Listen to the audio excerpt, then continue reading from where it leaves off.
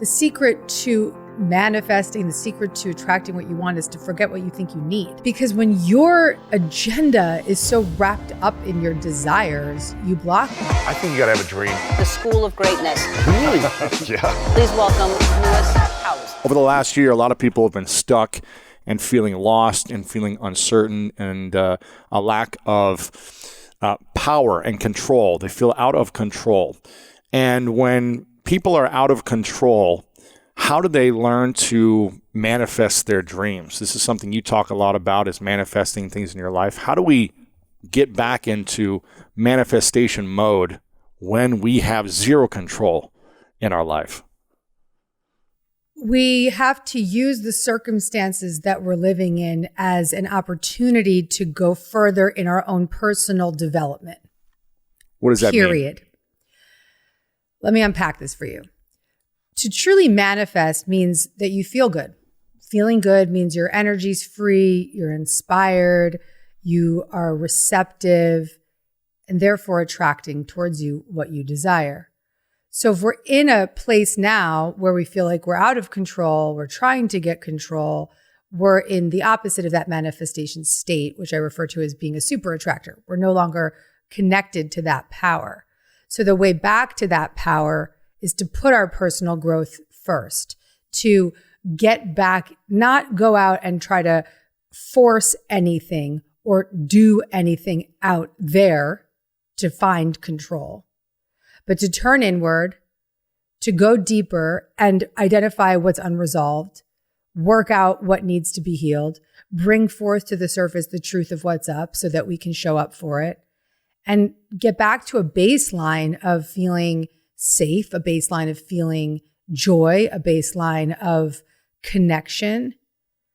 Rather than thinking that I have to go get control over something, we have to return to who we are. And it's a lot of language, but I can further that too. And what happens when we try to control our environments on the outer world, people on the outer world, schedule, food, working out, whatever it may be, when we try to control everything on the outside, but we're constantly in trigger mode. Things affect us so deeply, what's happening on the outside internally. Will that give us a sense of control if we have everything under control, but we're still triggered by everything? So when we're triggered, we try to find control because it's a way of staying safe. Being triggered in any form is really just an activation of a sense of being unsafe. Mm-hmm. So what we're going to do in that moment is go try to control our relationship or go try to control our food or go do something to feel safe. And that also can come in the form of addictive behavior like overeating or drinking too much to anesthetize and numb out that feeling of being unsafe, that feeling of being activated and triggered in a wound, in a place of fear ultimately. So what we want to really begin to recognize is the reasons that we get triggered, and then find tools, self-soothing tools, self-help methods, breath practices for self-regulation, regulating our own nervous system, our energy, our field in those moments so that we don't live from trigger to trigger to trigger to trigger to trigger. During COVID, man, I mean, the whole world has been triggered. So Right. we've been in this constant state of hyper arousal, fight, flight, freeze, reactivity. And I said very early on, I said this in March of 2020, there's two ways you can show up for this. You can numb out and drink and use and anesthetize yourself in whatever way you do, or you can show up. And when I say show up for yourself, show up for the unresolved parts of yourself, show up for the painful stuff, show up in your therapy, show up on a show like this, show up in a self-help book, show up through a 30-day contemplative practice, whatever it is that you are guided to actually take action with it. So we had two choices, and we still have that choice. Even if it's been a year of numbing out, you can choose again right now. Yeah. What's been the biggest internal trigger for you that still affects you today that you haven't fully gotten over the hump? Mm-hmm. Or do you feel like you've kind of mastered that part of your life? I am in the mastery process, but I think that I will be for the rest of my life in mastery. But I'm really, really, a year ago today, I was in a much more triggered state than I am fast forward 12 months, a little more, because like everyone else, COVID activated unresolved parts of me, feelings of feeling out of control. That's a big one for me. Like you said, feeling out of control, feeling unsafe, feeling not cared for, feeling like I have to do everything. So while I've spent the year really, really like in full blown recovery mode, like saying, hey, I see this head on, what hit the fan. I'm going to show up now. I've shown up with every ounce of my being and have really come out the other side. But to your point, it's still there. So it's not that I'm completely healed and I have no triggers. The difference is that I'm so aware of those triggers. I said to my executive team today, I said, listen, guys, I said to our HR director, I would like you to go. We've been doing a lot of educating ourselves on how we want to have our company structure and team communication. And I was like, the exec team, which is our CEO and our COO and myself, we're kind of in our old habits. But our energy isn't there anymore. Like we're not those people anymore, but we are still falling into these old habits. So can you help us create the structure through which we can have boundaries and proper communication so that we can step into the new patterns of who we are? So some of it is that, we have to catch up with our own growth in a sense. And I think I've seen that personally and professionally. So it's fascinating when you make a commitment to your inner life, what can change, and then the discomfort along the way too. Right. What would you say is what's been the biggest trigger for you in general in your life? Feeling inadequate and unlovable. Really? That's the feeling. Okay. What triggers that feeling is feeling out of control, feeling like people aren't showing up for me. Because the thing and when that people don't show up for you, or you don't feel like they're showing up for you the way that you want them to, I feel inadequate and unlovable. I'm interesting. Wrong. Even though they might be showing up for you fully in their capacity, if you don't feel it a certain way. I have to do everything. No one can take care of me. Wow. Man, I'm sure a lot of people can relate to that. So how do you learn to overcome that on a daily basis when that's been so embedded for so long? One of the tools I've been using and studying and I plan to get trained in is IFS therapy, internal family systems, founded by a new friend of mine called Dick Schwartz, who I will introduce you to because I'd like for you to have him on the show. I'm his new pro bono publicist, but he's truly an amazing man, and he's created a system that is one of the most profound therapeutic systems for any human, but especially those of us who have had trauma. And the internal family system, simply put, is the belief system that we have many different parts of who we are. And we have these protector parts that protect these inner child parts, like that he refers to as exiles. And so the inner child part is I'm inadequate, I'm unlovable. And the protector part is whenever that inadequacy or that fear of not being good enough or not being cared for shows up, the protector part is I'm going to control everything around me. So that's the part I call the controller, right? Another one of my protector parts is knives out, right? So that's the part of me that's like, if you mess with me, the knives are out. Don't right. Right. And another protector part could be for somebody, even numbing out could be a protector part, right? Or drinking or addiction can be an extreme protector part. So there's no bad parts, as Dick says, but the work is to really get to a deep connection with is what IFS refers to as self energy. Self could be considered, in my words, source, inner guidance system, the universe, God, the part of you, the all-knowing, loving, caring, parental part of you, really, the part of you that can care for those more extreme parts. Does that make sense? Absolutely, yeah. Yeah. It's a pretty dense idea, and it's quite the opposite of what we've been brought up to believe in. But I'm very clear that one of my intentions, because I've been practicing IFS for 8 years with my therapist, and it has had a profound impact on my well-being and my experience of other humans and my ability to witness people with compassion, even people who are really in bad ways, or people who have done harmful things, but to see them with compassion because I can see them in all of their parts. Right. And when someone's being aggressive or angry or in knives out mode or addiction mode, when you can see it in yourself, you can see it in other people. And when you can have compassion in yourself and the way you've been now or in the past, then you can start to look at other people and say, well, I don't agree with this, but I'm not going to scream at them and yell at them or get angry at them, but I can have compassion and learn to communicate in a way that they could connect with and resonate in this moment. I love that you just nailed that so perfectly, which is what is your gift, because you just said when you see it in yourself, you can see it in other people. Yeah. That is such an important point to make, because when we start to do our own personal growth work, one of the greatest benefits, one of the greatest gifts is that we start to have a greater sense of compassion for others because we recognize that we're all suffering. Wow, if I can suffer that much, then I can't imagine what that person's going through. We are all in this together. Judgment's been something that I've been working with a lot with myself and other people, especially during the last year where politics and cancel culture and right and wrong communication is constantly being talked about on social media.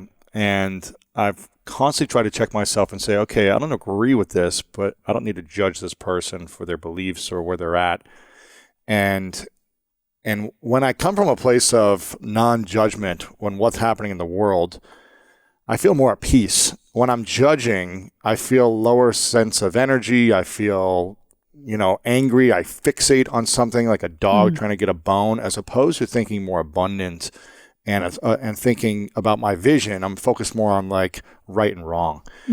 I love your book about judgment, having a detox from judgment, and I'm curious, where do you still judge the most today in your life, whether it be with yourself, the world, your environment? Where's today prevalent for you, even though you're the expert in this? Sometimes the people that write the things that they need the most. So what's the part that's for you? Oh yeah, man. Listen, I wrote a book called Judgment Detox. It's very brave to put your face on the cover of a book with that title, because, whenever I'm caught out judging a friend or they look at me like, isn't that the girl that wrote Judgment Detox? Right? Like, oh, what the hell is she saying? Just yesterday, I was faced with a very big moment of, is this my opportunity to be radically honest, because I'm trying to practice radical honesty and non-judgmental at the same time. But how can I be non-judgmental in my assessment of this radical honest moment? That's tricky. It was, because the friend that I was in this dialogue with she's like, I just feel so judged by you. And in my head, I'm like, and my radical honesty part said, I am really judging you, but this is why. And when I got into the why is backed with data. The why is backed with concern for others. The why is backed with overarching care for the world.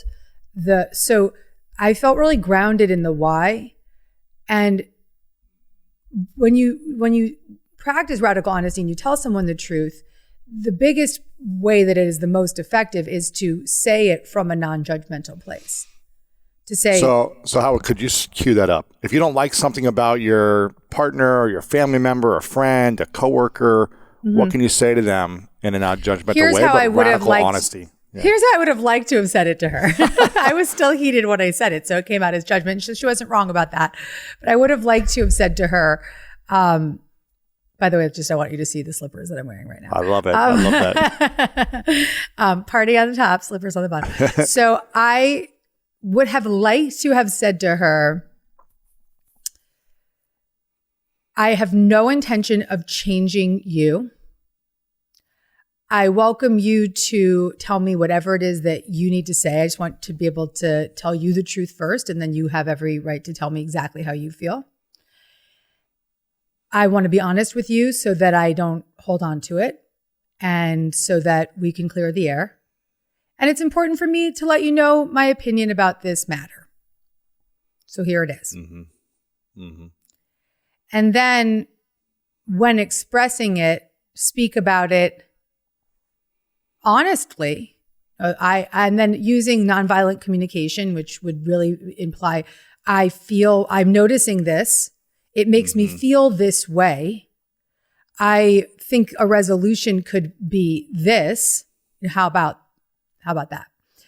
Yeah. And just coming at it from a place of human to human connection rather than trigger to trigger. So if I could do it over, I would have done it that way. Maybe she'll watch this. Exactly. I'll send it to her.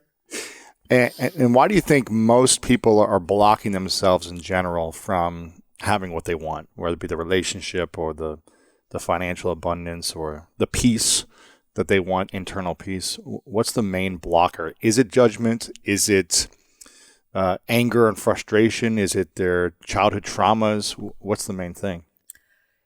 It's all of the above, but the root cause of our blocks is unresolved programmed belief systems about ourselves that we repurpose and replay and project onto the future every single waking moment of the day in every area.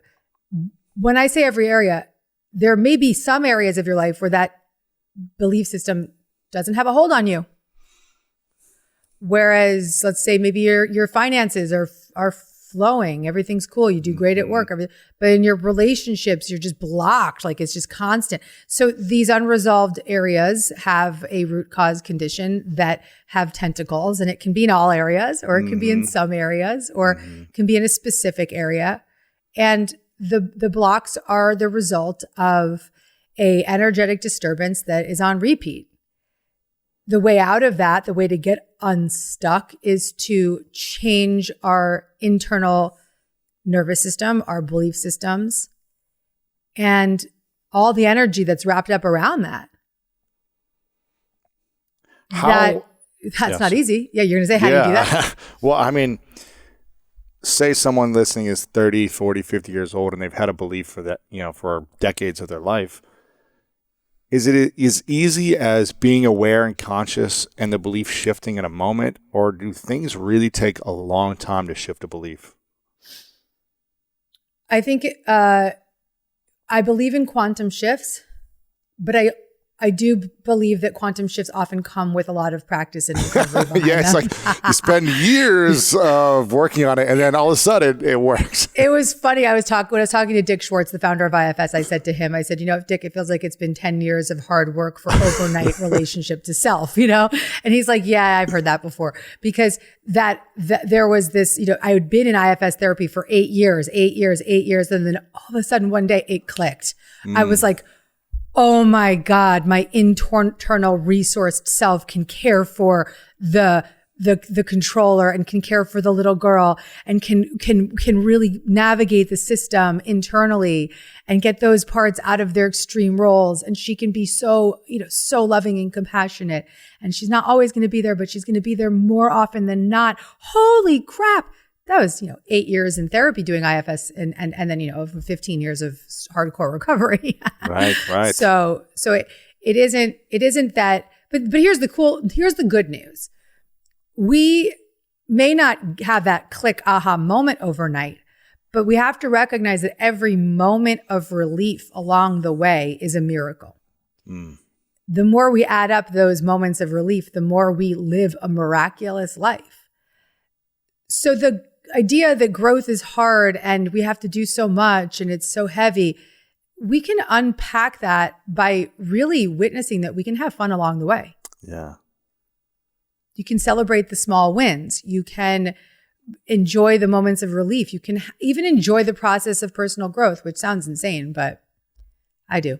No, yesterday I felt like the last few months have been emotionally challenging, ups and downs. I haven't felt the sense of like stable emotions with certain people in my life. And I've been like, man, can I just have one day where it's not,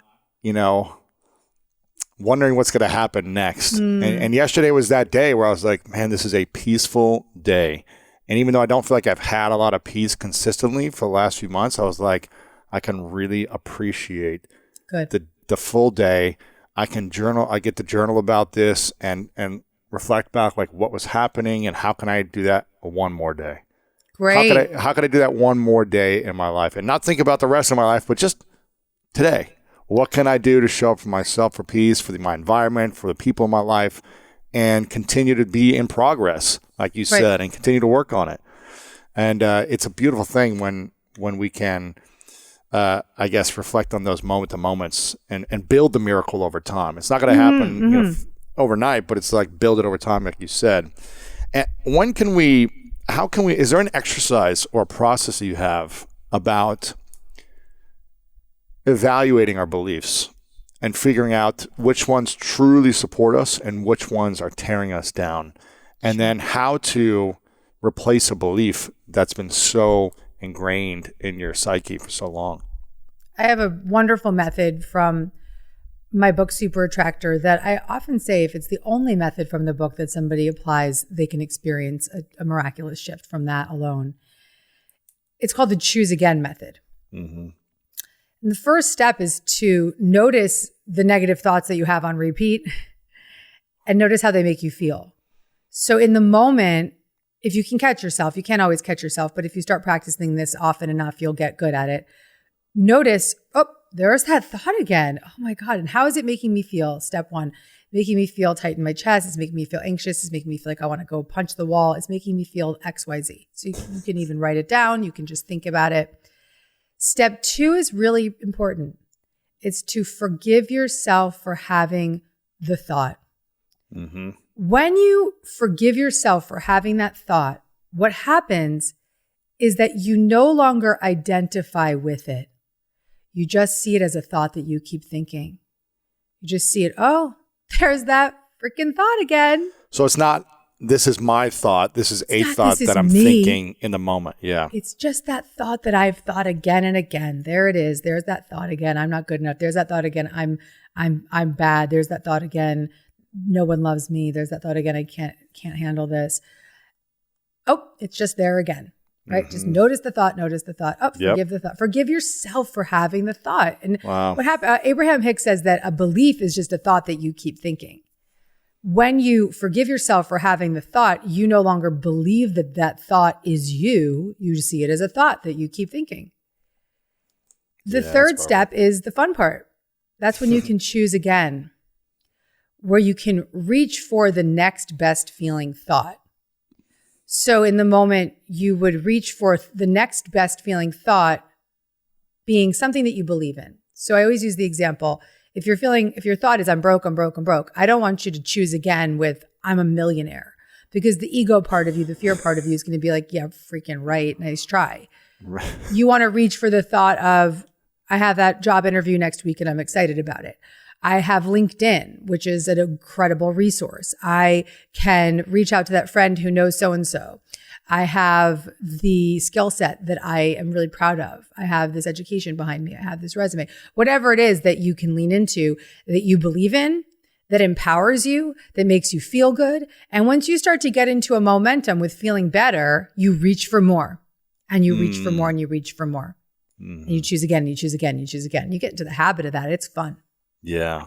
I think, for so many years, I would think that I was worthless, that I was stupid, that no one could ever love me. Again, I always think that we're the only ones who have this thought, but most of the world has some type of thought like that, I think, unless you've just had so much confidence infused into you as a kid, which I feel like is challenging for a lot of us to have.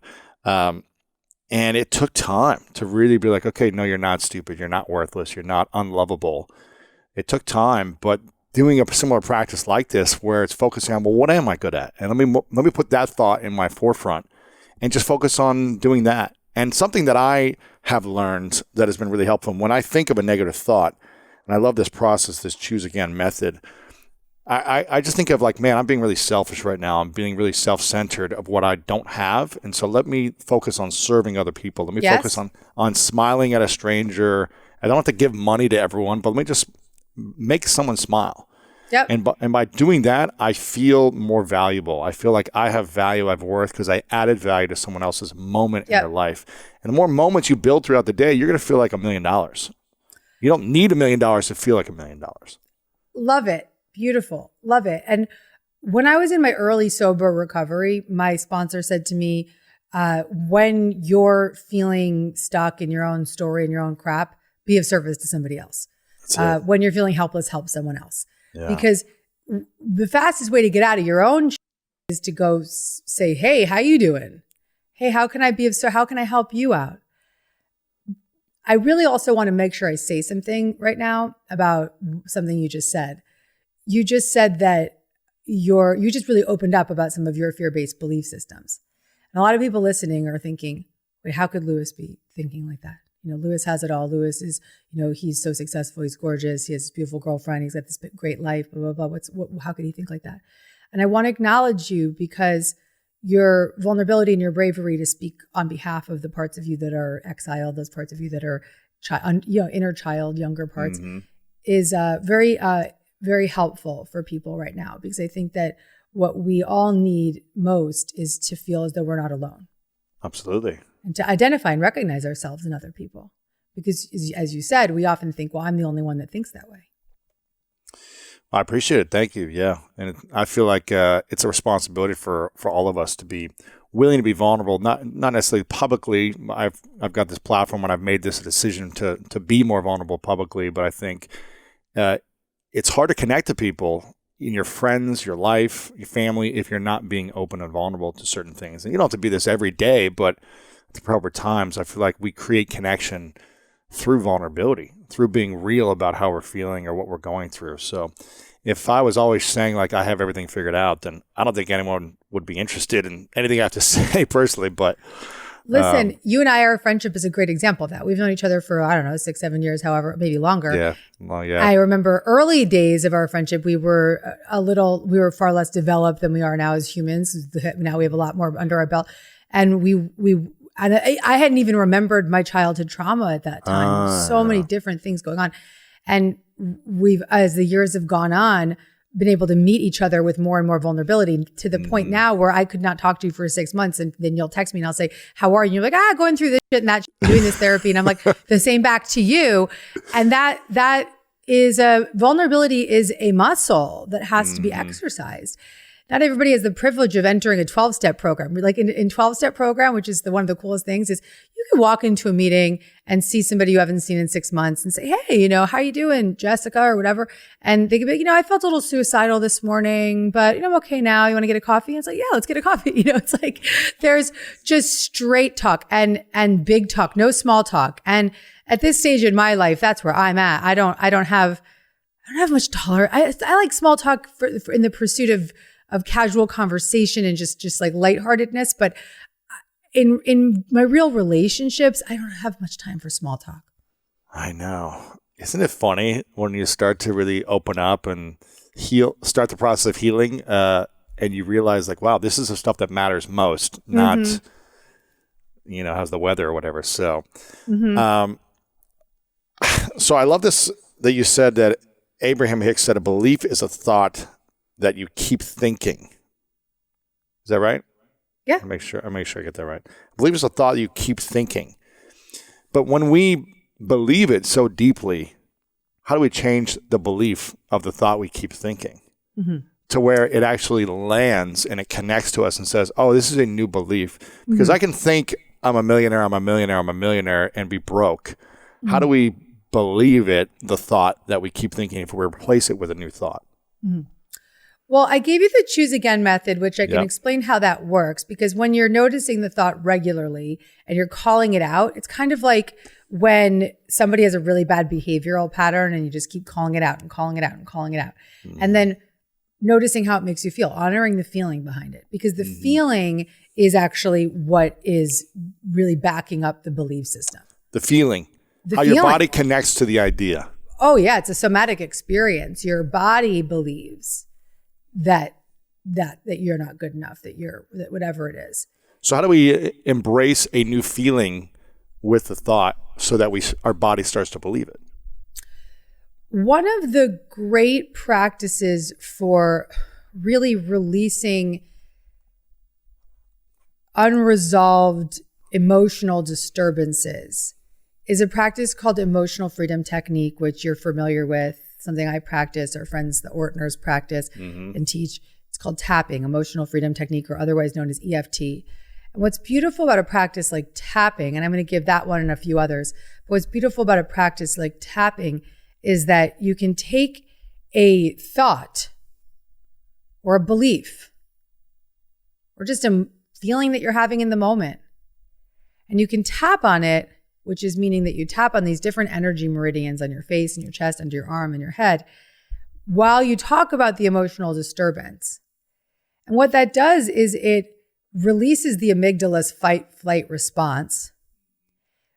It stimulates the vagus nerve, which regulates your nervous system, and it allows your nervous system to calm down and settle. And then when you're in a more settled state, that's when you become safe enough to start to redirect and move into a more elevated way of thinking. And the more you practice a pattern like this, a pattern like EFT, and I'll name a few others, the more you actually are working with the thoughts, but also working with the feelings and therefore the beliefs to regulate and then redirect. It's like how Dan Siegel says about children, you have to connect, then redirect. You can't just yell at a kid and say, do it better. You have to connect, honor their feelings, respect where they're at, find out what's up with them. And when you notice that they settle, that's when you can say, hey, do you think we could go and try that again? So we have to care for our parts in that way as well. So through EFT, you can go through these different rounds of expressing the emotional disturbance while tapping, which then regulates your energy field in that belief system and brings it to a special, loving, connected, more centered baseline. At which point in that new baseline, that's when you can redirect and begin to tap on what it is that you do want to feel, or what is working, or what is supportive in that moment. Yeah. That's one method. I love that. Yeah, I think for me, I've been doing a lot of just breath work in general. When I feel overwhelmed, stressed, and anxious, instead of staying in that pain, I really try to connect my body to my breath and breathe through my entire body so that I can calm myself down and then ask myself, is this a feeling or a thought that is supporting me, or is it something connected to my past that I haven't worked on yet? So breath work is another technique that I think has been really helpful. There's a lot of extreme physical activities like ice baths and saunas and other things to connect to the body so that you can start to really kind of release some of those things or just feel more connected to it and see how can you move beyond it, like tapping, which I think is really powerful. So any type of physical and thought-related process, I'm hearing you say, could be powerful, and just figure out what works for you. A tool we can give your folks right now is actually a tapping method similar to what you were referring to with breath work. It's like there's a point which is called the gamut point, which I like to refer to as the holy shit point. And it's between your pinky finger and your ring finger right there. Okay, right here. And that's the point when you notice yourself in that freak out, that trigger, that I want to throw something. Step aside, tap this point, and you could say an affirmation like, I am safe. Just breathe. I'm safe. I'm safe. Or you could say, I'm loved. I'm supported. Really, I like I am safe because remember, like I said, under every trigger is the feeling of not being safe. I am safe. And just tap that point. That is it's a quick resolution that we all have in our hands. We have all access to that. Another one would be your right hand on your heart and your left hand on your belly. And to your point, breath work, breathing, inhale and extending your diaphragm, and exhale, releasing it. Or even inhaling for 2 quick breaths and exhaling with a long exhalation. And that will really just begin to stimulate your nervous system in a way that just tells your body, relax. You can say all the right things, but if your body ain't connected to what you're saying, then it's still gonna just stay in the cycle. Yeah. So you got to connect the body with the belief as well. It's powerful. The feeling with the thought and match them both. I'm a big believer that when we doubt ourselves consistently, it's hard to manifest what we want. It's hard to attract when we live in doubt. And self-confidence is something that I think is hard for a lot of people, especially in the last year, to stay confident under chaos.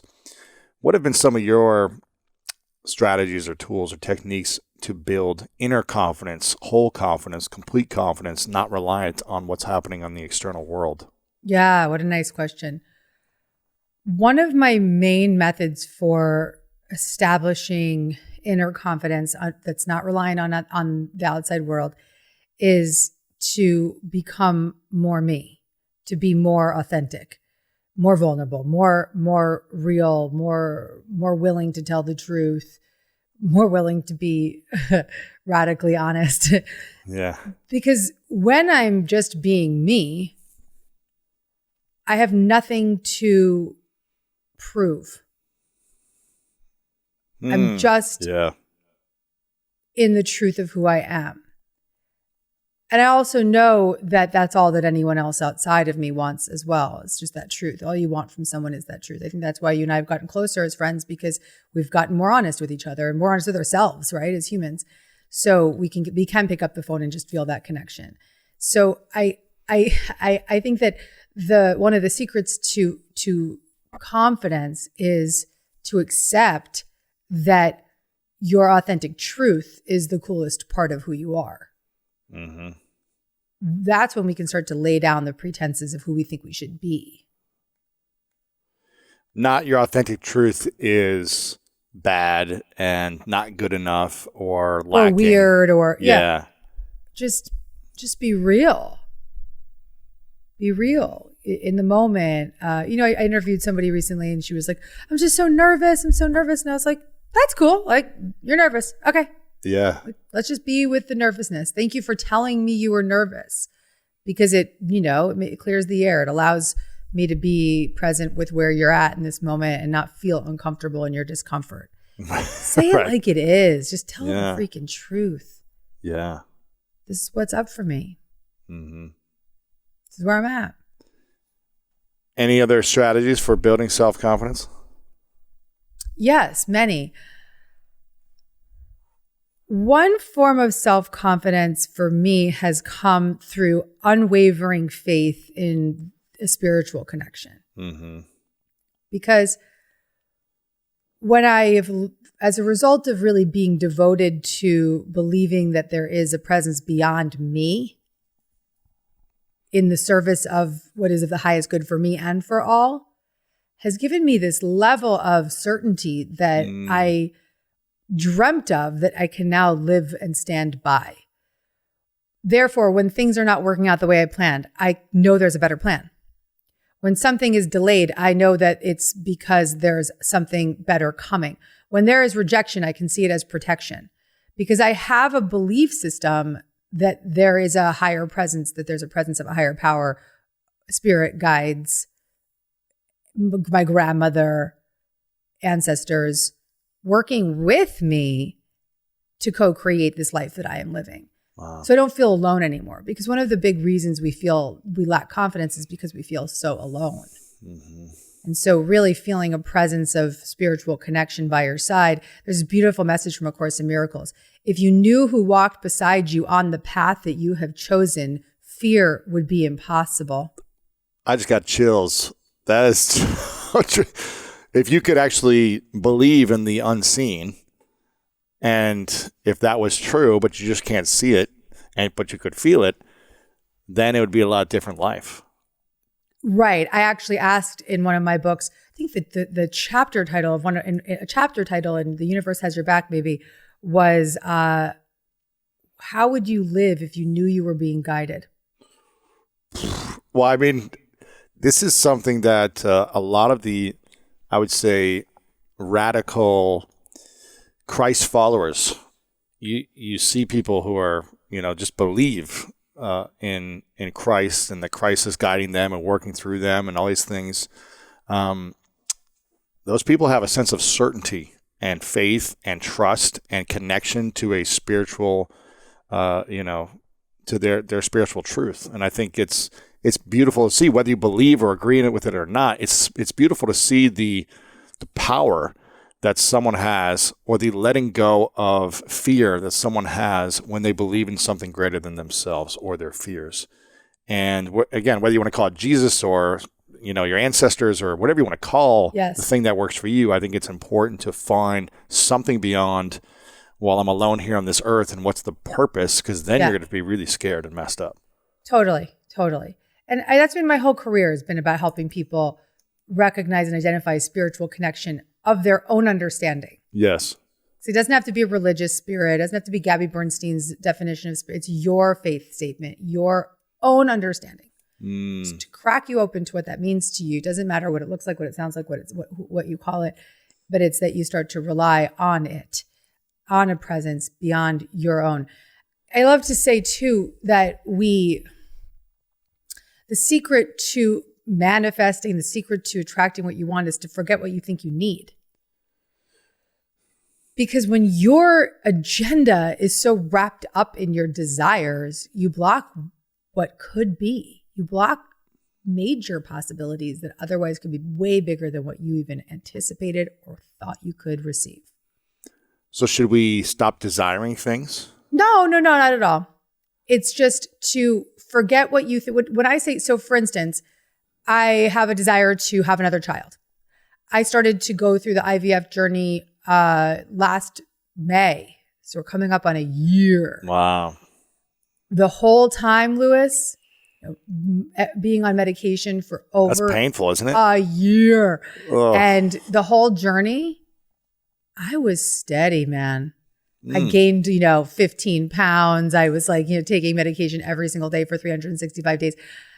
I stayed steady because I knew that my desire was on the way, but I had to forget what I thought I needed, which was I needed to happen now, or I needed to happen this way, or I needed to happen without, 6 rounds or without 7 rounds or whatever, 8 rounds, whatever it was, or I needed to happen on my timeline or my, or without gaining weight or whatever my story might have been. Instead, I just continued to stay steady and show up, listen to my inner guidance system, advocate for myself when I knew that something didn't feel right. And we're moving in the right direction now. That's moving in the great. right direction now. But it's been a year. So that's no small thing, right? That's a lot of time. But what's a miracle about that is my therapist even said, she was like, I'm so blown away by how steady you've been through this. And I said, it's because I have unwavering faith in the universe. When would you not have unwavering faith? How much time would have to pass where you'd be like, okay, maybe the universe is telling me that this isn't supposed to be happening for me at this time? I would never say that this isn't supposed to be happening. I would just say it's not supposed to be happening in this way. Interesting. I think that's an important message for anybody on the conception journey. There's many ways to have children. Right. So it doesn't mean your desires, you can still have the desires. It may not look the way you want it to look. Oh, yeah. That's right. Interesting. Should we be guided by our desires and our dreams, or should we be guided by something else? I think that our desires and our dreams deserve respect. I think that they can be a driving force within us, but the real driver has to be devotional steadiness and peace and groundedness in the present moment. That has to be what drives us most. That's what we have to rely on most, because the only way to get to the dream joyfully is to have fun along the way, to be present in the moment, to stay grounded in the moment, to stay steady in the moment, and to have faith and have fun even when the thing hasn't come. That's really the whole, I guess, strategy behind manifesting is being present, having fun, cultivating peace. That's really the process, isn't it? I wrote this book, Super Attractor, that we've talked about on your show before. And and the subtitle of Super Attractor is Methods for Manifesting a Life Beyond Your Wildest Dreams. Yeah. And it's no small promise, but it is the promise. But these methods that I teach in the book are not methods for tricking the universe. They're methods for feeling good. Because the secret to manifesting is to feel good. We often think that when I get that thing, I'm going to be happy. It's the opposite. It's when I feel good, what I desire is on its way, or it's coming faster than I could contemplate. So back to the IVF journey, I just was steady and feeling good. Drove an hour and a half every day there, and an hour and a half there, an hour and a half back to go to this clinic because I live in the country. I was driving there and back, listening to you, listening to Rich, listening to the podcast and Jay and all my buddies, learning, studying IFS in the car. And I wrote a book this year. I wrote a book in 2020, educating myself so that because I was writing about neuroscience and things I'd never touched before. And so instead of just dreading the drive, I looked forward to that drive. That drive was my study time. Yeah. It was like I had these almost 3 hours, several days a month where I could devote just to studying. And otherwise I may not have given myself that time. So that joyful experience in the moment allowed me to look back and say, wow, a year I did this, a year I went through this, and I was never hung up along the way. I think that's one of the secrets, definitely to manifesting, is making the moments that you don't enjoy enjoyable.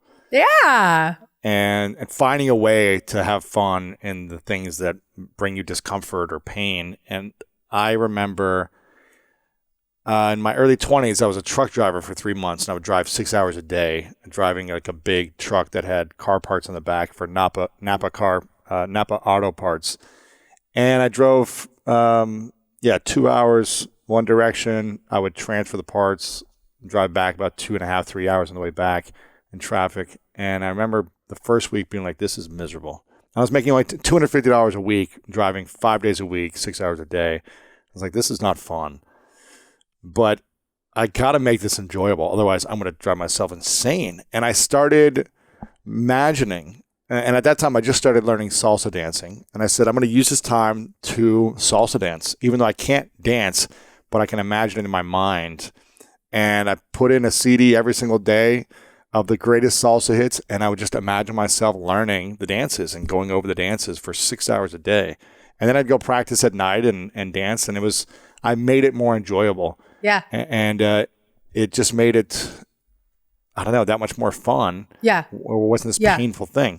Yeah. And I think the key to feeling, when you can learn how to feel good, even when you don't feel good, you're going to attract and manifest so much more than you ever thought. That's right. That's right. It's so not much of feeling, it's really easy to complain and feel bad all day long. It's so easy, right? Yeah. Well, it's our default. Yeah.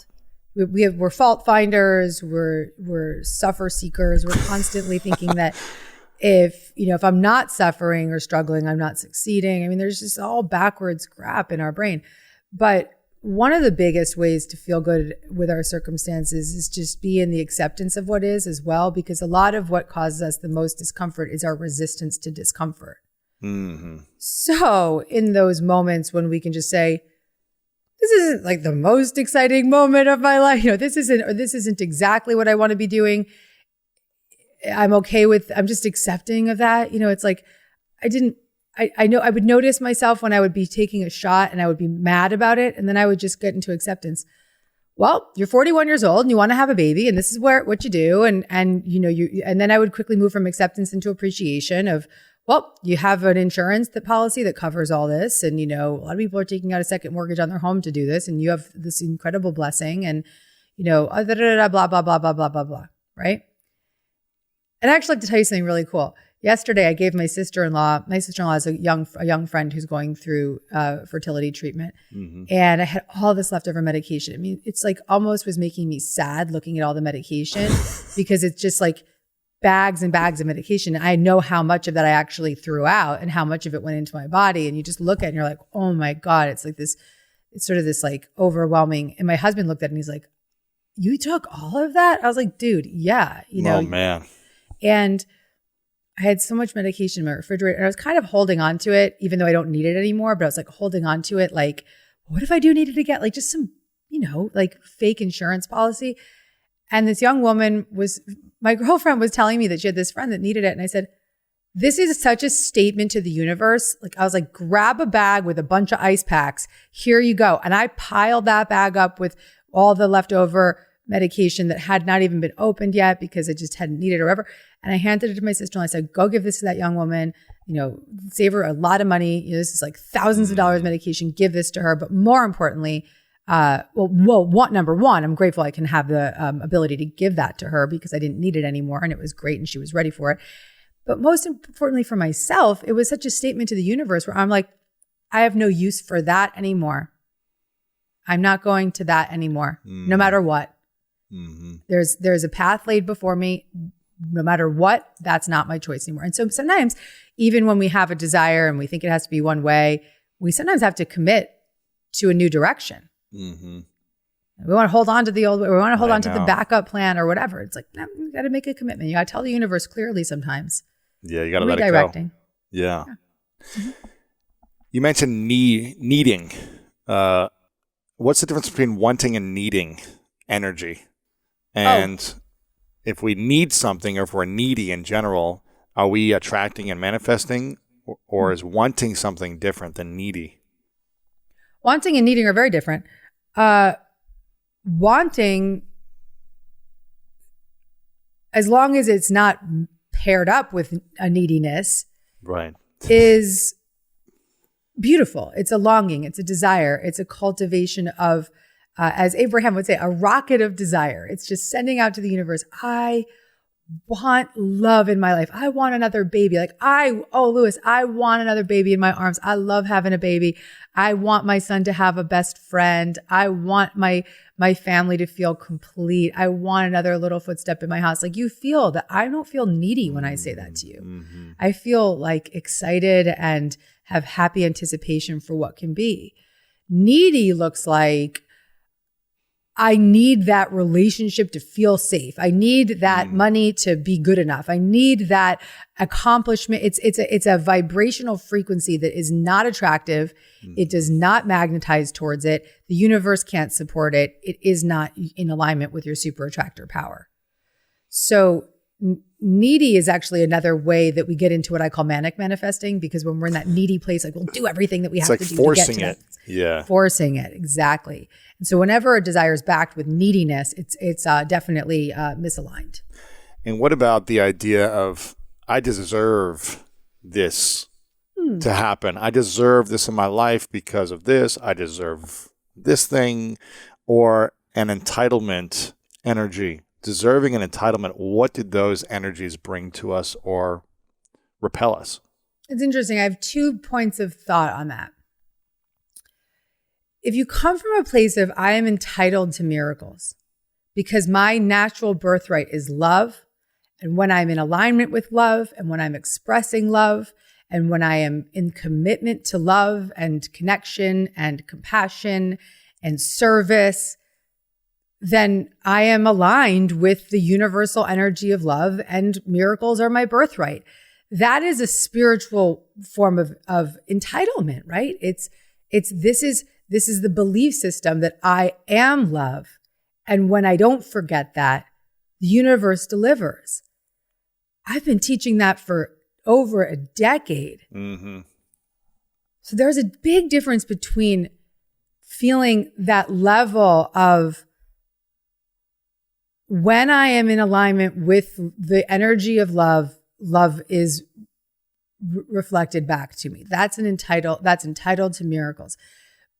But sometimes this is like a semantics issue, right? Because then the other form of entitlement of like, I deserve that job, or I deserve this because I've put so much in. That's yucky. I have people I mentor, and I often hear them say things like, I've been working on my personal growth for so many years. I don't deserve this. I deserve more than this. And it's like, well, that belief system might be one of the reasons why you haven't gotten that thing yet. Right. It's like, so I guess the way I would describe the difference between spiritual entitlement and sort of like ego entitlement is, that spiritual entitlement comes when you are truly grounded in the truth of who you are and why you're here.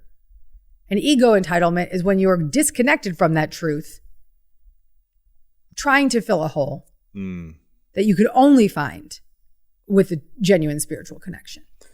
Yeah, and I go back the way when you were just saying that, I think about when you feel like you deserve something, you're more in judgment mode. You're more in like, why isn't you're impatient and you're judging something that hasn't happened yet or that isn't happening for you yet, as opposed to flipping the script and saying, okay, this is happening for me, for the betterment of my future, and where's the appreciation and the gratitude in this moment?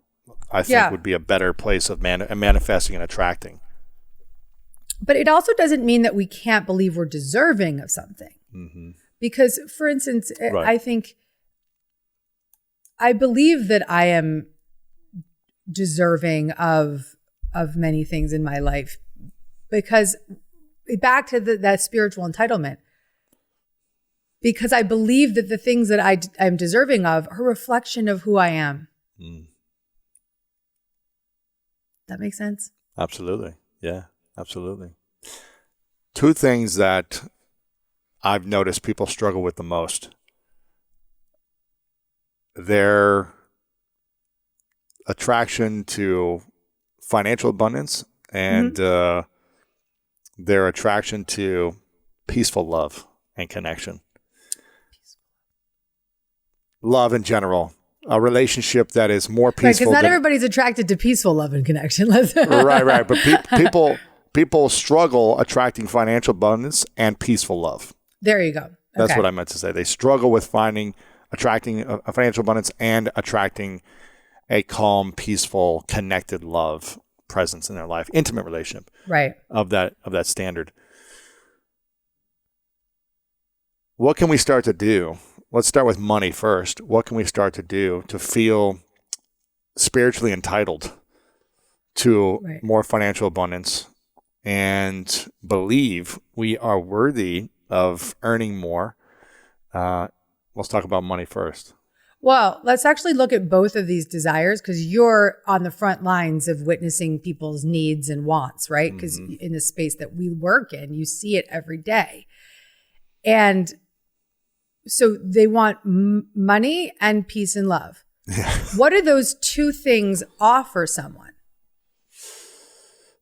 Safety. There you go. Yeah. Security and safety. Yeah. What is the underlying root cause condition for our triggers? Feeling unsafe. Feeling unsafe and secure, yeah. Uncertain. Yes. So what are we seeking most? Safety and security. Mm-hmm. And why are we seeking that most? At some point along the way in our childhood years, that secure attachment was breached. Whether we grew up in the best household or not, there's energetic disturbances. Of course, those kids that grew up with a secure attachment often likely don't have a lot of issues in relationships or as adults, or may not have major issues attracting. Look, money has a different connotation too, but let's say they grew up in a secure attachment style in a home that wasn't in lack, and they have a belief system that's pretty confident, and therefore they've got this leg up. That is a pretty, there are steady people out there. They do exist. But the vast majority of people have some kind of insecure attachment, whether it's from a trauma or it's just from sort of a feeling of not being seen. So the real work to gain that confidence to believe you're worthy and deserving of the love that you long for, the abundance that you long for, is to develop a healthier sense of safety from within. That can come through many of the things that we've spoken about on this show already, through therapeutic practices. It comes through even following, there's thousands of self-help books in the world that have offered people miraculous change without having decades of therapy. There are ways to follow the guidance of spiritual teachers and personal growth leaders and self-help developmental people. So there's a lot of resources out there. But the first step to becoming grounded in the belief system that you are worthy of what you desire is to get grounded in the belief system that you're worthy of love. How do we believe that if we never felt like we had it? Yeah. You start with loving yourself. Yeah. You start by first recognizing, I always say that, say nice things to yourself because you're the only one listening. So speaking to yourself with compassion, letting yourself off the hook, forgiving yourself in the moment, releasing yourself from a storyline that you've held on to. That self-care is what we call in IFS, is being self-led, led by that resourced part of you. So this is a game I play with my husband from time to time. When he's hung up about something, and this is helpful for parents. I don't know if this is going to be helpful if you're not a parent, but you can think about it in the way of how you would speak to a child. Sure. So I say to Zach will say to me, I'm hung up about, how so-and-so isn't getting the job done on the construction thing or whatever, or I don't even know, like any issue, right? Or, work thing or whatever. I'm not happy with this situation. And I would say to him, well, if Ollie came to you, Oliver's our son, if Ollie came to you with the same problem, what would you say to him? He's like, I would say, Ollie, don't worry about it. It's under control. You're going to get everything you need. And I'm like, dude, can't you say that to yourself? Can't you say that to the young part of you that's activated right now? And he said, okay, I can. And he does. And it's like, and then he's back. That's self-energy. Self-energy is that adult resource part of us that wants to speak back to the child. And so you can ask yourself, if you have young children in your life, like a niece or a nephew, or if you think of how innocent a child is, what would you say to that kid? You have limitless possibilities, dude. You are beautiful. You have everything you could ever contemplate. So begin to speak to yourself, speak to those child parts, or speak to yourself as if you would speak to your own children, or as if you would speak to an innocent child. Yeah. It's such a practice to learn how to do that. It seems easy to say it, but it's such a practice to really say kind things to ourselves. At least it was for me, because for about 30 years, I pretty much didn't know how to say a kind thing authentically. I would say it in a way of like an ego of like, you're the best, you're going to be the best. Who cares if they don't love you? Like, screw them. Like, you can prove them wrong mentality. But it just left me feeling much more disconnected and empty. Yeah. When I proved to myself that I was the best at the thing I was doing or whatever, I was just like, oh, but I still don't feel enough. Right. I still don't feel loved. So now what? And it was like even darker. It's like you achieve everything you want and you feel less and less loved. And it feels like no matter what you create in the world or achieve, it's not enough. And then you're like, oh, this is a dark place. Yeah. It's funny. You're reminding me of this moment that I haven't thought of in years. So I was probably like 30, maybe 31 when I was interviewed on Oprah's SuperSoul Sunday. 32, early 30s. I wasn't even married yet. And I'm on Oprah and I'm sitting there and she's like, well, what's the most important thing you've ever learned? And I'm looking at Oprah, like the thing that I'd been manifesting for 30 something years. And I was like, that nothing out there can make me happy. That's the biggest lesson I've learned at this young age of whatever, 30. Yeah. That nothing out there. And to the idea, the concept of like sitting there on the Oprah freaking show, saying that out loud was a big statement. Did I believe it in that moment? I believed it. It didn't mean that I was living it fully then. Yeah. Did not mean that I was living it fully then. But I think that the more that you live it, the more that you show up for the inner parts rather than the outer parts, the clearer you become that the outside stuff isn't the answer. And then the irony is that the outside stuff just comes so much more easily. It does. Because it's all a reflection of your internal condition. All of it. So I guess the moral of the story here, Lewis Howes, is that we got to focus on our inner life. Think about all the energy and time we focus on earning and selling or pitching ourselves or getting that thing or getting that relationship or getting that weight. What if we took all those hours and placed those hours on, and I'm not saying that we can't work, we got to make money, we got to survive, but what if we took a fraction of those hours and put them into our own personal development? how different would we be? How much easier would life be? How much more effortless would these experiences be? Yes. I can tell you, a lot easier. Yeah, it goes back to like, finding fun in the things that aren't fun, like finding fun in the friction, whatever you want to call it. It's like, yeah, we've got to show up to work, and there are seasons of our life that we may not want to do these certain things. I didn't want to be a truck driver for many months. I didn't want to, play on teams that I felt like I was better than to be on. I didn't want to do these things for seasons of my life. But when I stopped creating friction in those moments and said, okay, how can I be more free? How can I have more fun?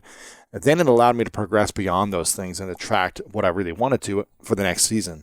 And I think that's really the secret for me has been, how do I make every day fun? How do I make everyone around me feel better by my way of being, my energy, by just being playful? And by doing that, I remember when I got started in kind of this business or industry world or whatever, 2008, 2009, I had nothing. I was broke. I was a joke. I sleeping on my sister's couch at that time. And I remember going to conferences back in 2008, 2009, 2010, somehow weaseling my way into like the dinner rooms after the events with like the top speakers and industry leaders. Weaseling somehow, like finding someone to be like, hey, tag along, and be like, oh my God, I'm here. I'm in the room. And I just remember being like, I know nothing. I'm an idiot. I am completely clueless to what people are saying. But how can I just have fun? And by having fun and just asking questions that weren't related to business, but about their interests, they were like, I like this Lewis guy. Like, hey, come hang out over here and come over and do this thing with us. And by having that proximity allowed me to create more opportunities for myself. And because I was willing to have fun, and I think that's really the secret, is just being playful, having fun in day-to-day life, because you're going to attract more. Joy is the ultimate creator. Joy. When you are having a good time, you are manifesting effortlessly. No one wants to get into a relationship with a negative individual who's got the life sucked out of them. No.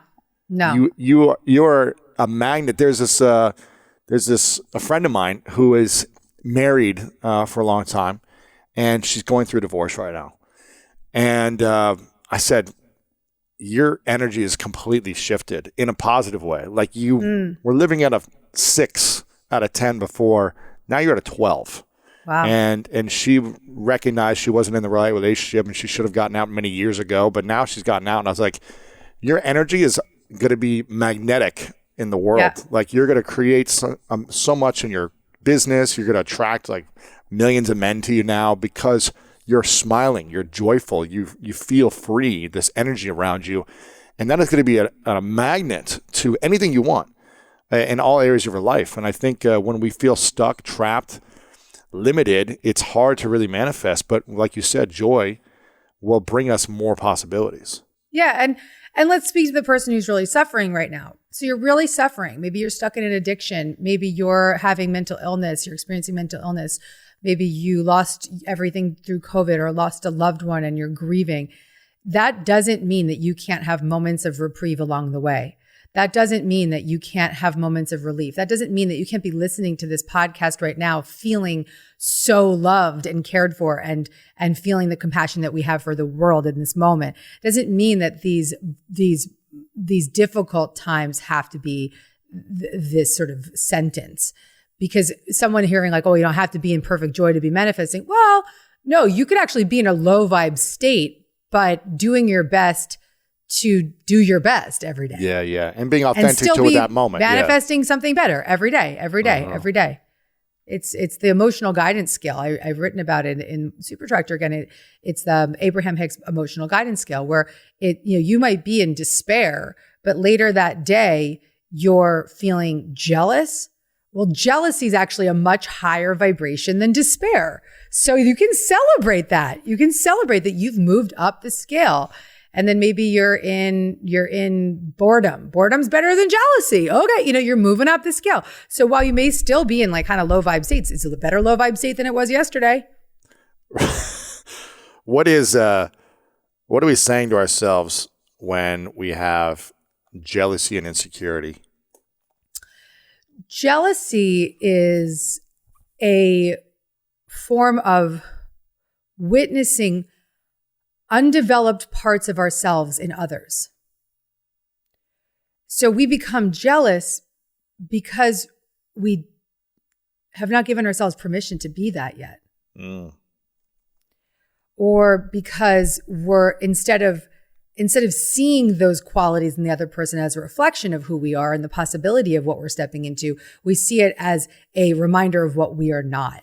What we're lacking or what we don't have. What we're lacking, who we can't be. But what I often say is those people who you admire most are a reflection of what you admire most within yourself when you are in that state of love and perception. So you may not actually admire that in yourself yet, but it is what is potential within you. What's possible within you. So when we experience jealousy around someone else having something or being in a relationship or having a career, the business that we want or we desire or we feel like we want, what should we take? What should our next thought or steps be to not live in that jealousy, but to be beyond that? Get curious about it. Say thank you, jealousy, for revealing to me a part of myself that I may not have developed yet. Let me get curious about that.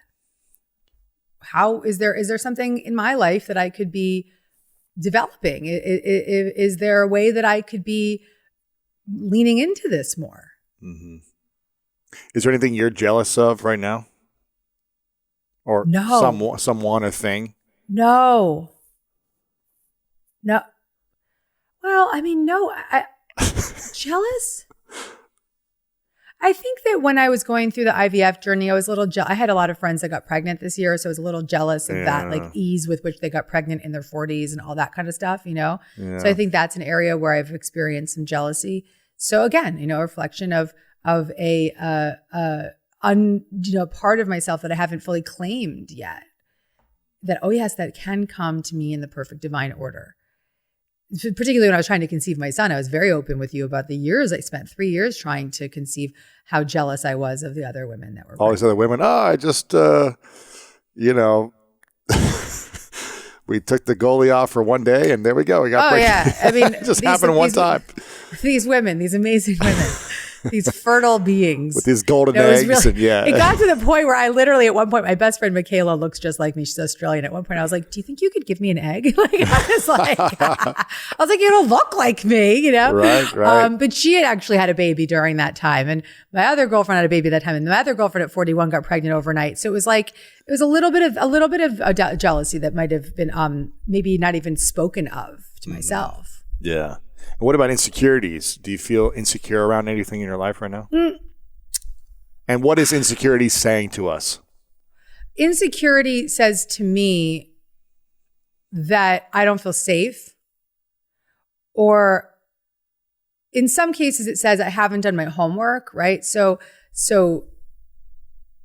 I don't claim to be an authority in an area that I'm not confident in. Or the reason I can get on stage in front of thousands of people and just speak extemporaneously is because I have a vision of where I want to go before I get on that stage, right? I've done the work that I need to do to show up. And even just being here with you and I speaking confidently and comfortably is just being in the devotional stance of what we believe. So if you were to ask me about like an area that I just didn't understand, I tried to pretend like I did, that would feel very insecure to me. Gotcha. What is the thing that you needed to hear or know when you were a young Gabby, 7, 8, 10 years old? What was the thing you needed to hear or know to support you? You are safe is what I needed to hear and know. Did you never feel safe? No. Not until a year ago. Really? You didn't feel safe until a year ago? Yeah. Why do you think it took, or what opened up for you in order to feel it now? You felt safe in the middle of the pandemic. So safe. Why didn't you feel safe until a year ago? What needed to happen in order for you to feel safe sooner? Or do you think you weren't supposed to feel safe until now? I wasn't ready to feel safe until now. I think that getting back, if you've had, you and I have had both experienced complex trauma. So, and as at a young age. So when you have that kind of experience, pretty much you're a part of your soul departs. Safety becomes, you're actually often, I'll speak for myself, always on the lookout for danger. Yeah.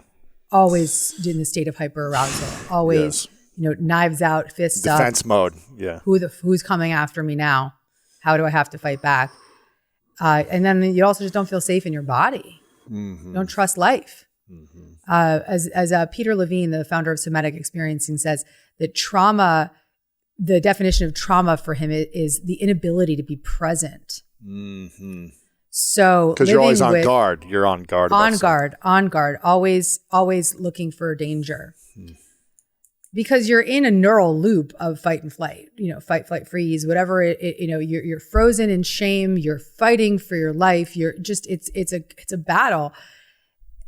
Trauma recovery is a journey. It requires devotional support, commitment, and a secure environment to do deep work.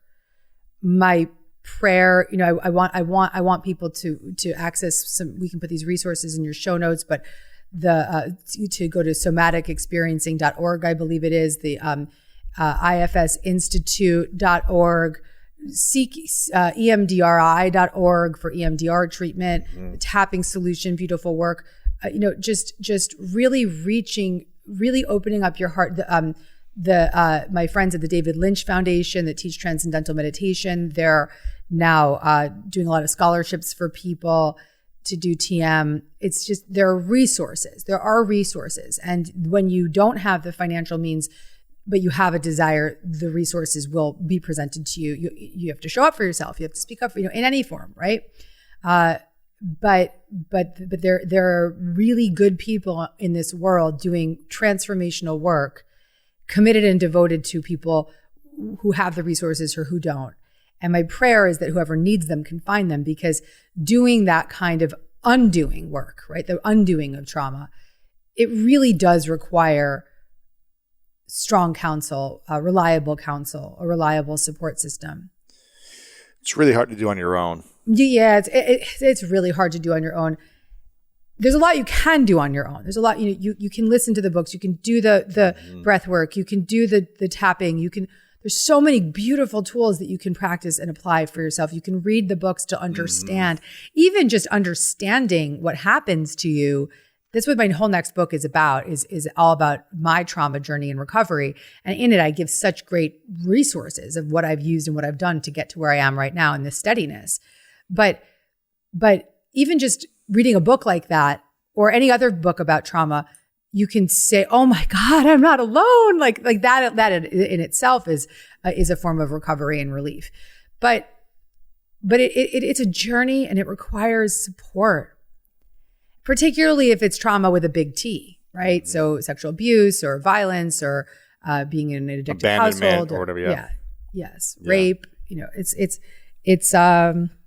requires a lot. Yeah. But it's worth it, my friend. It's so worth it. What is wow? So that's the thing you would have said to yourself as a child, that you are safe. You are safe, and you are loved, and you are cared for. And the reason I would be able to say that now is because myself, my adult resource self, can now care for, love, and support her. And you didn't. I'm not relying on anybody else outside of me. There's plenty of people who love me and care for me and support, but I rely on self energy. And do you feel? And that's different than saying like, "Oh, I'm so self-reliant, I can take care of myself all the time." It's a different way of referring to that. It's knowing that there is an adult resource, compassionate, loving, caring, guided part of who I am that can take care of those activated parts when they get activated, can lovingly and compassionately guide them to safety, can give them what they need, can meditate with them, can take them for a walk, can ask for what they need, can speak up on their behalf. That's what I'm talking about. Why do you feel like you weren't able to tap into that until a year ago? And what was the catalyst for you finally saying, "I feel safe"? Okay. So when I last was on your show, I was early in recovery from postpartum depression and anxiety, which was the scariest experience of my life, but it was the greatest blessing because it was like it was like it blasted me open to get on a faster track of healing. Because I was living for decades with an anxiety disorder that was not diagnosed. And I was doing a really decent job of just keeping it down through meditation, masking it, yoga, just like, push it down, and then burst out and then bring it down and then burst out. And so I was using, sometimes what I realized actually in this year is how much I was over spiritualizing without realizing it, because sometimes we get high on our own supply to get out of those low vibe states. So I was using my spiritual practice to like get up here and instead of and that's what I had to do then. That was perfect. That was exactly what I had to do then. There's nothing wrong with that. But now when I was diagnosed with postpartum depression and anxiety, I had a life-changing opportunity to be blessed with medication. Mm-hmm. And I would never in a million years have gotten on an SSRI. Here I was, brought up homeopathic. I told you this, never even took a prescription. Yeah.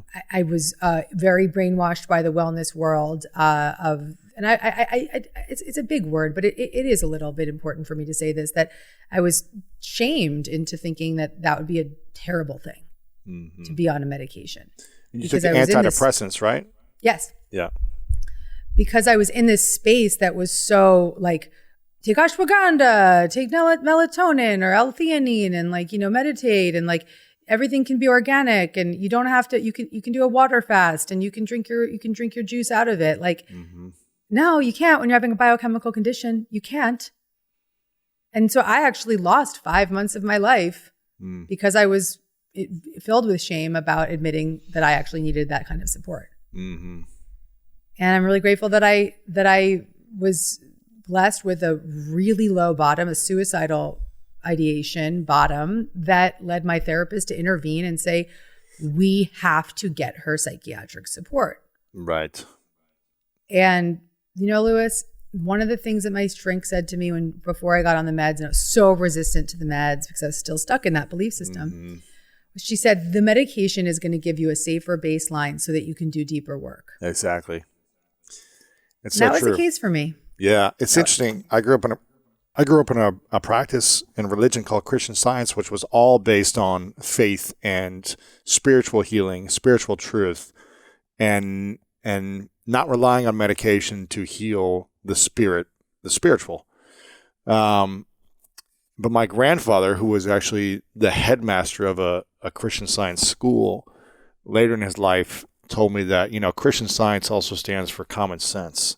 And you need to have common sense when your mind is under attack, when you don't have the ability to calm the mind, to calm the body, to allow it to heal itself in the way that the body naturally does and has the power to do.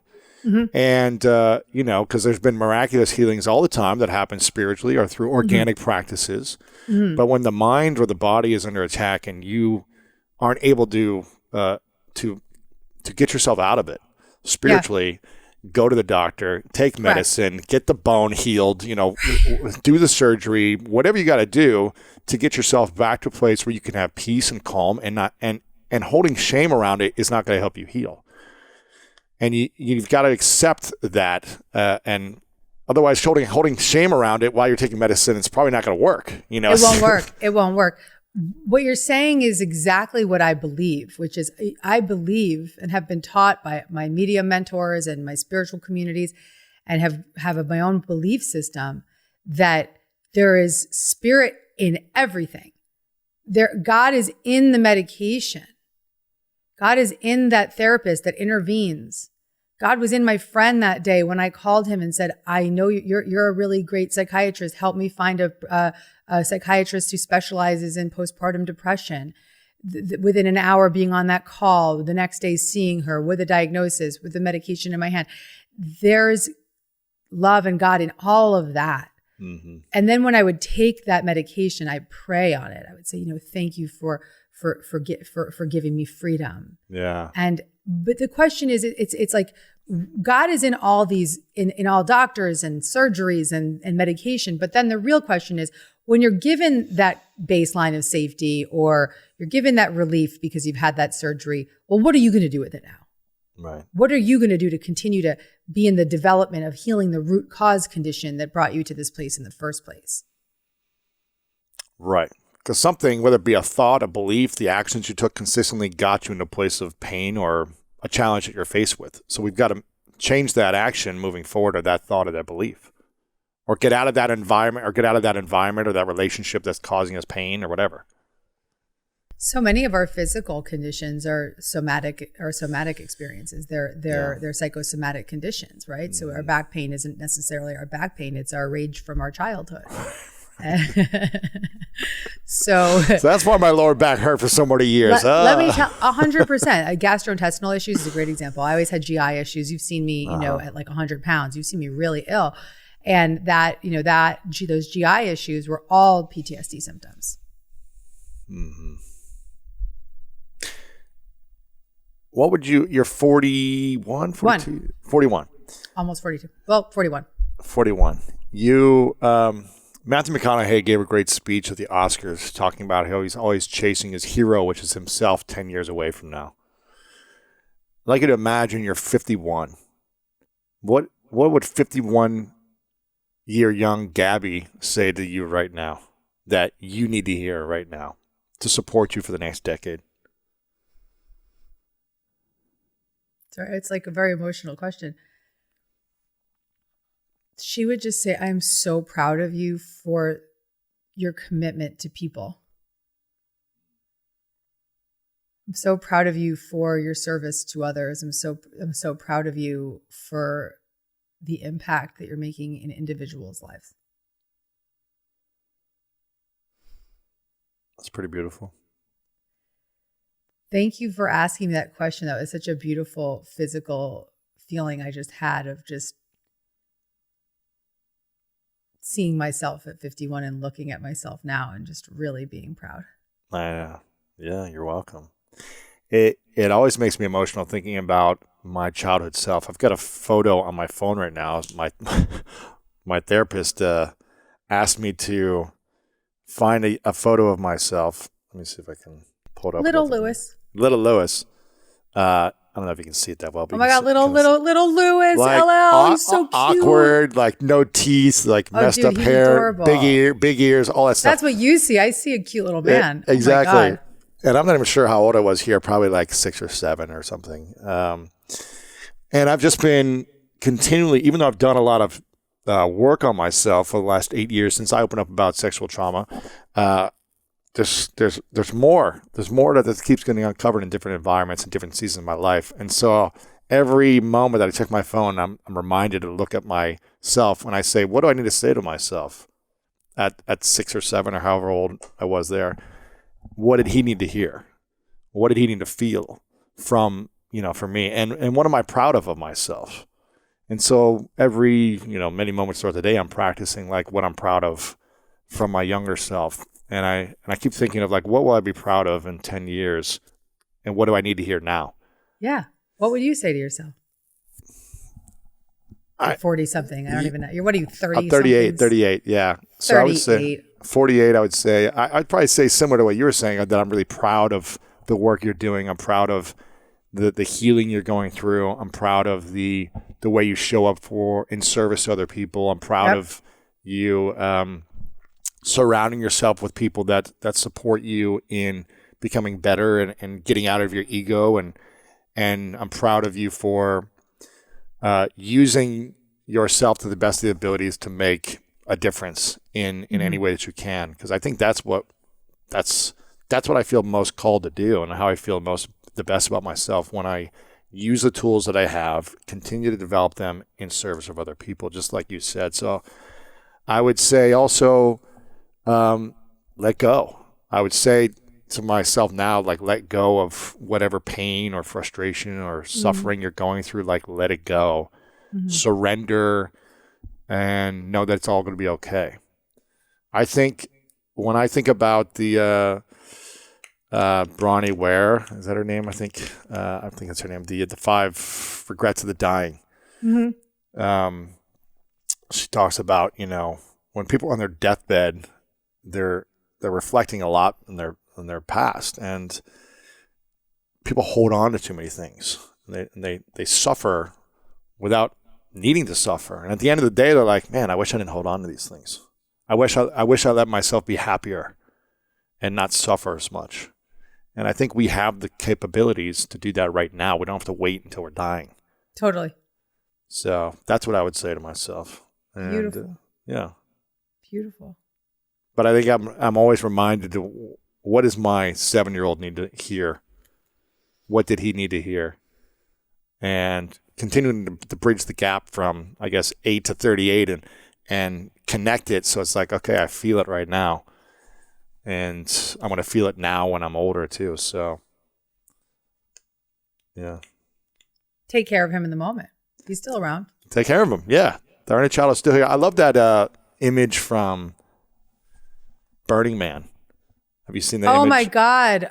Right? I don't know if you posted this recently. I posted you it posted after recently. Jason Zasilva posted it. Yes, it was like yes, this yes. caged adults It's amazing. back to back with their heads down and their shoulders hunched Like in kneeling a position like of this, shame. like hiding. Yeah. Shame back to back. position, hiding.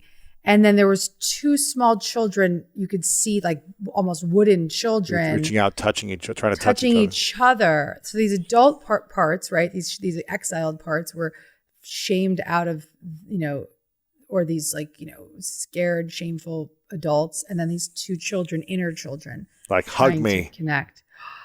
That was literally one of the most, I have to find out who that artist was. I want to get a photograph of that Yeah. and put it in my office. Like it was, oh God, it was just, and it was beautiful. really interesting. It was like just after my husband and I had done some really big therapeutic work together. And I sent it to him and was like, This is us. This is us right now. oh my God. Yeah. We're just little wounded kids, all of us walking around, our adults have to care for those little babies. That's it. What is the thing you're most proud of in your life right now that most people don't know about? Well, they're going to know about it now, thanks to you.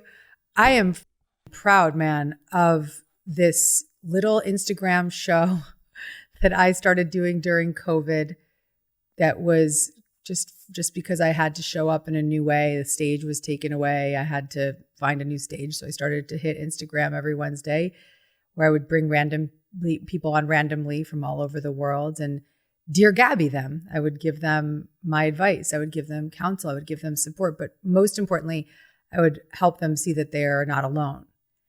And it became a movement, truly, a community of people that continue to come out every week to support each other. And I began to record these Dear Gabbies, and I've turned it into a podcast. It's coming out. It's out now as this is out. And it's without a shadow of a doubt one of the things I am most deeply proud of that I've ever created, because what it means to me is so much more than just this fun expression of my art, because that is my art, to serve and to support and to speak extemporaneously about personal growth and spiritual practices. But it's so much more. It's a place to talk about the unspoken shame that we often are not given permission to give voice to. It's a place to normalize the horrific experiences that we may all have suffered from in different ways, to address our human condition with ease and connection and freedom and fearlessness. And it's my opportunity, like I said, most importantly, it's not necessarily just about the advice I give, though that's, I've written 9 self-help books. I've got plenty of tips and tools I can throw at people. And there's a lot of love in all that. But the most valuable part of what this show offers people is this great sense of awareness that we're all suffering. We're all in this together, that no matter what's happened to us, we can survive and we're not alone.